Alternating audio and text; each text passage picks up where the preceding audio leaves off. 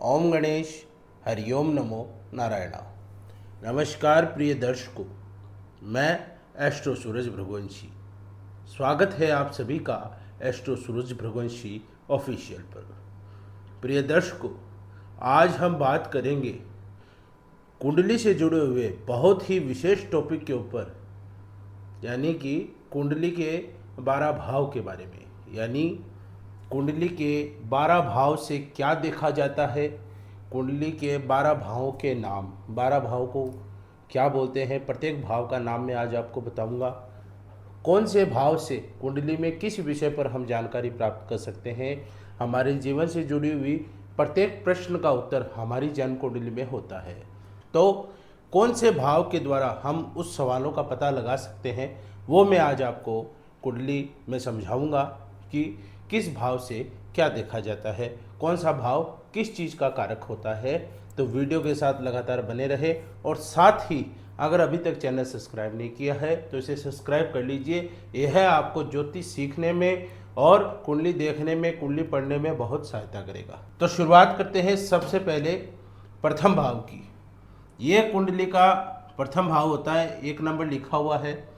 ज़रूरी नहीं यहाँ पे 1 नंबर लिखा हुआ, ये लग्न बताता है। 1 नंबर यानी मेष लगन, 2 नंबर होता तो वृष लगन। इसका भाव के मामले में कोई रोल नहीं है, ये सिर्फ इतना बताता है कि ये कौन सा लग्न है। तो प्रथम भाव को लग्न भाव कहते हैं। यहाँ पर कोई भी नंबर हो सकता है, उसी राशि का हमारा लग्न बन जाता है। प्रथम भाव का नाम होता है तनु भाव। ये तनु भाव हमारे जीवन का, ऐसा समझ लो कि सबसे महत्वपूर्ण भाव होता है, क्योंकि ये केंद्र स्थान में भी आता है और तनु भाव त्रिकोण स्थान में भी आता है। यानी 1, 4, 7, 10 में भी आता है, 1, 5 और 9 में भी आता है। तो ये अति शुभ भाव होता है, इसे तनु भाव कहते हैं। इससे हमारी आत्मा का, हमारे शरीर का, हमारे व्यक्तित्व का, हमारे मन का, हमारे मनोबल का, सुंदरता का, हमारा प्रभाव, हमारा तेजस्व और हमारे शौर्य के बारे में तनुभाव से पता लगता है। जब भी इतनी चीज़ों की जानकारी हमें प्राप्त करनी हो तो हमें तनुभाव को देखना पड़ेगा, तनुभाव में उपस्थित ग्रह को देखना पड़ेगा, तनुभाव का जो मालिक ग्रह है उसको देखना पड़ेगा। दूसरा भाव धन का भाव, लक्ष्मी का भाव। दूसरे भाव का नाम होता है धन भाव। दूसरे भाव से जीवन में धन, हमारी वाणी, कुटुंब यानी परिवार के बारे में, जीव के बारे में और दाएं नेत्र के बारे में पता लगता है। हम जीवन में कितना पैसा कमाएंगे, पैसा किस प्रकार आएगा, हमारे पास रहेगा या नहीं रहेगा, ये सब चीज़ें, पैसों से रिलेटेड चीज़ों का पता दूसरे भाव से लगता है। परिवार का पता दूसरे भाव से लगता है। हमारा बोलन कैसा है, हमारी वाणी कैसी है, ये दूसरे भाव से पता लगता है। अब आते हैं तृतीय भाव पे। तृतीय भाव का नाम होता है पराक्रम भाव। पराक्रम का अर्थ ये होता है कि हमारा साहस, हमें कितनी हिम्मत है। तीसरे भाव से छोटे भाई बहन के बारे में पता लगाया जा सकता है, हमारे साहस के बारे में पता लगाया जा सकता है, लेखन शक्ति के बारे में पता लगाया जा सकता है, राइटिंग का, लेखन कार्य का पता तीसरे भाव से लगता है। छोटी मोटी यात्राएं कितनी होंगी, कैसी होंगी, वो तृतीय भाव से पता लगता है। और हमारे राइट हैंड यानी दायां हाथ, उसके बारे में तीसरे भाव से पता लगता है। चौथा भाव सुख भाव, ये भी बहुत इम्पोर्टेंट है, अति आवश्यक भाव है। इससे हमारी माता का पता लगता है, हमारे पास संपत्ति कैसी रहेगी, क्या है क्या नहीं है, इसका पता लगता है। घर मकान का पता लगता है। वाहन होंगे कैसे होंगे, होंगे नहीं होंगे, वो सारे प्रश्न चौथे भाव से पता लगते हैं। हमारे पास पशु, पुरखों की ज़मीन, हमारी छाती के बारे में और फेफड़े के बारे में, इन सब चीज़ों के यानी लंग्स के बारे में, चेस्ट के बारे में अगर कोई चीज़ जाननी हो तो सुख भाव से इन चीज़ों का पता किया जाता है। पंचम भाव, जिसे शुद्ध भाव भी कहते हैं, संतान भाव भी कहते हैं, इससे हमारी संतान का पता लगता है। पंचम भाव से हमारी पढ़ाई का पता लगता है, हमारी पढ़ाई कैसी रहेगी। बच्चे की अगर आप किसी कुंडली देखें तो उसकी पढ़ाई कैसी रहेगी, कोई अड़चन आएगी नहीं आएगी। हमारे अभ्यास प्रेम के बारे में पंचम भाव से पता लगता है, हमें प्रेम कैसा मिलेगा, कितने, और अफेयर्स के बारे में भी पता लगता है पंचम भाव से।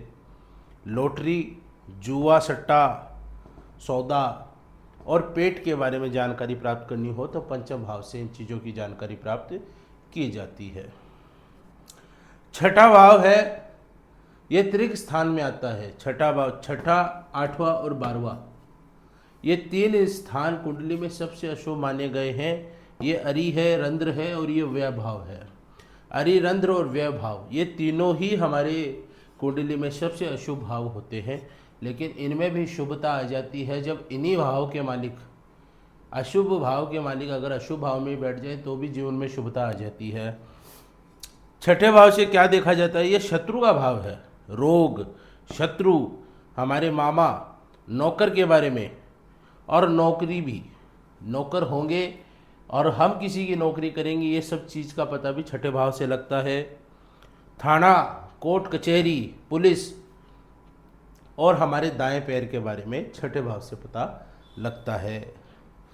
7वां भाव भी बहुत महत्वपूर्ण भाव है, इसे स्त्री भाव कहा जाता है। पहला भाव स्वयं का, 7वां भाव स्त्री का यानी पत्नी का।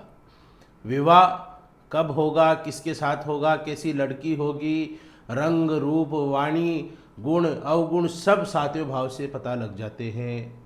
7वें भाव से स्त्री सुख, हमें जीवन में स्त्री का सुख मिलेगा या नहीं, इस चीज़ का पता लगता है। लक्ष्मी का पता लगता है। और 7वां भाव और 5वें भाव को देखकर लव अफेयर के बारे में भी पता किया जाता है। इसमें 11वां और 12वां भाव भी बहुत इंपॉर्टेंट रोल करता है। ये सब मैं आपको आगे के वीडियो में बताऊंगा कि आपका पार्टनर चीट करता है नहीं करता है। इन सब चीज़ों का पता कुंडली देखकर बहुत आसानी से लग जाता है।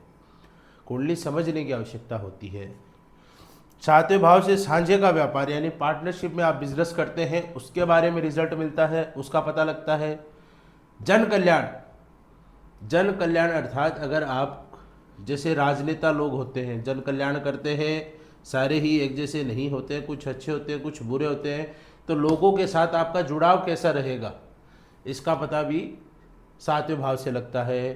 नेतागिरी आ गया, भागीदारी, कोई सांझे में कोई काम किया, ज़रूरी नहीं व्यापार ही, किसी काम में अगर आपकी हिस्सेदारी भी है तो कैसा रिजल्ट मिलेगा वो भी 7वें भाव से पता लगता है। समुद्री यात्राएं, जीवन में आप समुद्र की यात्रा करोगे नहीं करोगे, रेगुलर बेस पे करोगे, समुद्री यात्रा के काम भी होते हैं, इन सारी चीज़ों का पता 7वें भाव से लगता है। 8वां भाव है रंध्र भाव, इसे मृत्यु भाव भी कहा जाता है। 8वें भाव से आयु का पता लगता है, व्यक्ति कितने वर्ष जिएगा, उसकी मृत्यु कब होगी, किस हालत में होगी, कहाँ पर होगी, प्रत्येक प्रश्न का उत्तर 8वें भाव से मिलता है।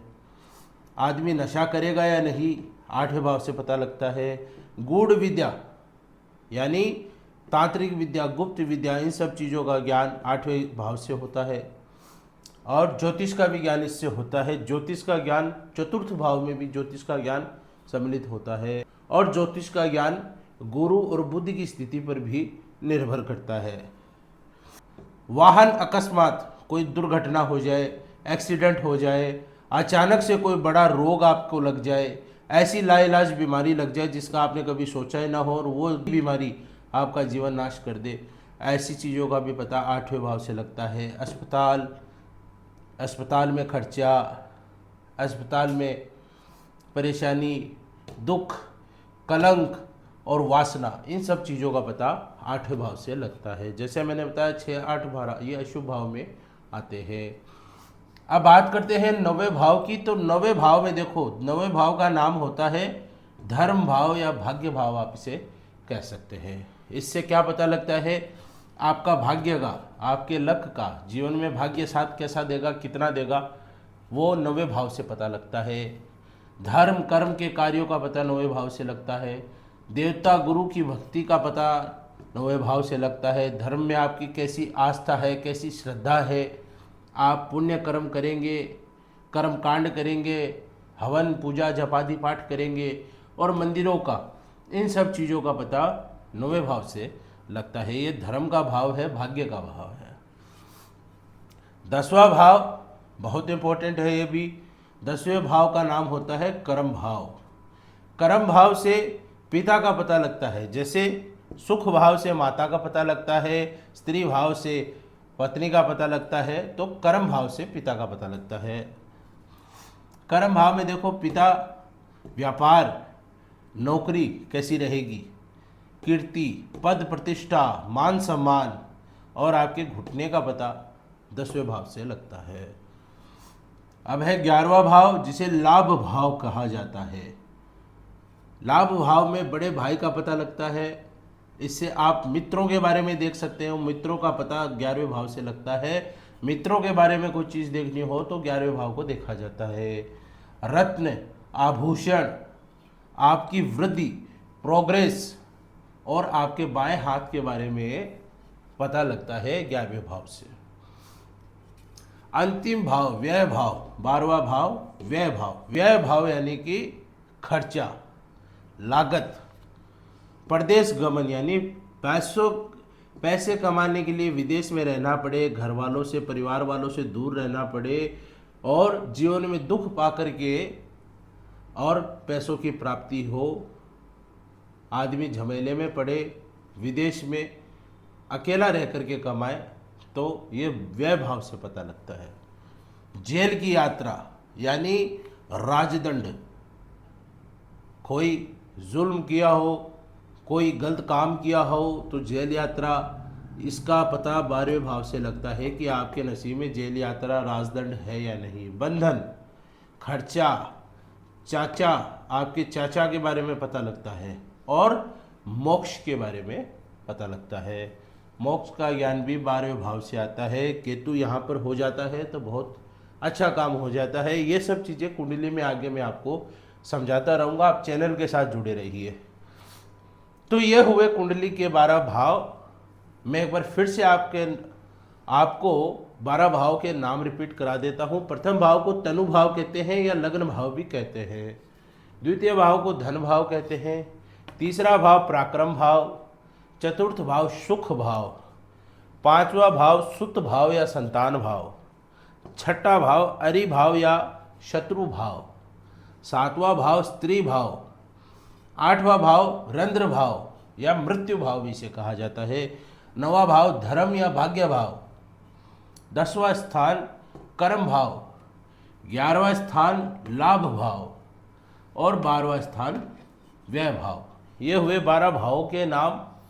पहले भाव से शरीर के बारे में पता लग जाता है, सुंदरता का पता लग जाता है। दूसरे से दाएं नेत्र का, तीसरे से दाएं हाथ का, चौथे से छाती और फेफड़ों के बारे में जानकारी मिलती है। 5वें भाव से पेट का पता लग जाता है। 6ठे भाव से दाएं पैर का। 7वें भाव से गुप्तांग का। 8वें भाव से बाएं पैर का। 9वें भाव से आपकी थाइस का, आपकी पिंडुलियों का पता लगता है। 10वें भाव से घुटनों की जानकारी मिल जाती है। 11वें भाव से बाएं हाथ का पता लग जाता है और 12वें भाव से बाएं नेत्र का पता लगता है। इन सब भावों की आपकी जानकारी आवश्यक होनी चाहिए। ये कुंडली, ये जो मैंने आपके 12 भाव बताए हैं और इनके बारे में जो जो कारक तत्व मैंने आपको बताए हैं, ये सभी आप कहीं पर नोट कर लीजिए। कुंडली देखने में, समझने में इनकी परम आवश्यकता होती है और ये आपकी बहुत हद तक सहायता करेंगे कुंडली पढ़ने में। तो मैं आशा करता हूँ कि मेरे द्वारा दी गई जानकारी से आप संतुष्ट हुए हो और 12 भाव की पूरी जानकारी आपको मिल गई हो, आप इसे समझ पाए हो। आपको वीडियो कैसा लगा लाइक व कमेंट करके ज़रूर बताएं। अपनी कोई राय देना चाहते हैं तो कमेंट बॉक्स में लिखकर बता सकते हैं। यदि आप अपनी कुंडली पढ़वाना चाहते हैं, कुंडली का विश्लेषण करवाना चाहते हैं या कुंडली बनवाना चाहते हैं तो आप स्क्रीन पर दिए हुए नंबर पर व्हाट्सएप मैसेज करके अपॉइंटमेंट बुक करवा सकते हैं। इसी के साथ अपनी वाणी को विराम देता हूँ। धन्यवाद। जय भैरव।